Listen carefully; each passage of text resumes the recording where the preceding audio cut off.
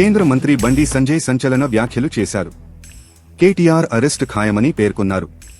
కొంతకాలంగా బీజేపీలో బీఆర్ఎస్ విలీనంపైన జరుగుతున్న ప్రచారంపైన బండి సంజయ్ స్పష్టత ఇచ్చారు. మనీష్ సిసోడియాకు బెయిల్ వస్తే బీజేపీకి సంబంధముందా అని నిలదీశారు. కాంగ్రెస్, బీఆర్ఎస్ ఒక్కటేనని ఆరోపించారు. తెలంగాణకు రైల్వే ప్రాజెక్టుల కేటాయింపు పైన ప్రధాని మోదీకి బండి సంజయ్ ధన్యవాదాలు తెలిపారు. తెలంగాణ మాజీ మంత్రి కేటీఆర్ను ముఖ్యమంత్రి రేవంత్ రెడ్డి జైల్లో వేస్తారనే నమ్మకం ఉందని కేంద్ర మంత్రి బండి సంజయ్ అన్నారు. కేటీఆర్ చేసిన అరాచకాలు, అవినీతి గురించి అందరికీ తెలుసని తెలిపారు. తనతో పాటు బీజేపీ కార్యకర్తలను కేటీఆర్ హింసించారని, జైల్లో వేశారని, ఈ విషయాలను ఎవరూ మర్చిపోలేదని బండి సంజయ్ చెప్పారు.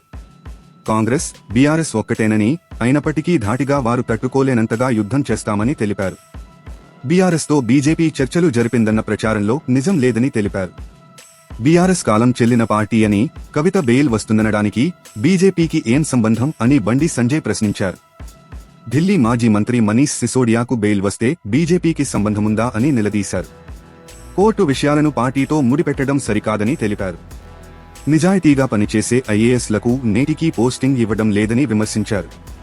అతి తక్కువ సమయంలో ప్రజా వ్యతిరేకతను ఎదుర్కొంటున్న ఏకైక పార్టీ కాంగ్రెస్సేనని అన్నారు. రాబోయే స్థానిక సంస్థల ఎన్నికల్లో కాంగ్రెస్, బీజేపీ మధ్య పోటీ ఉంటుందని తెలిపారు. కేంద్ర నిధులతోనే పంచాయతీలు నడుస్తున్నాయని చెప్పారు. ఏ పార్టీ గెలిస్తే పంచాయతీలు అభివృద్ధి చెందుతాయనే విషయాన్ని గుండె మీద చేయి వేసుకుని ఆలోచించాలని అన్నారు. కేంద్ర ప్రభుత్వం ఎంతో ప్రతిష్టాత్మకంగా 8 రైల్వే ప్రాజెక్టులు చేపట్టిందని, అందులో ఒక ప్రాజెక్టు 2 తెలుగు రాష్ట్రాలకు ఎంతో ఉపయోగకరంగా ఉండబోతోందని కేంద్ర మంత్రి బండి సంజయ్ తెలిపారు. తెలంగాణకు ఈశాన్య రాష్ట్రాల నుంచి కనెక్టివిటీ బాగా పెరుగుతుందని అన్నారు. తాజా సమాచారం కోసం లైక్ చేయండి, సబ్స్క్రైబ్ చేయండి, నోటిఫికేషన్ల కోసం గంట సింబల్ ఆన్ చేసి పెట్టండి.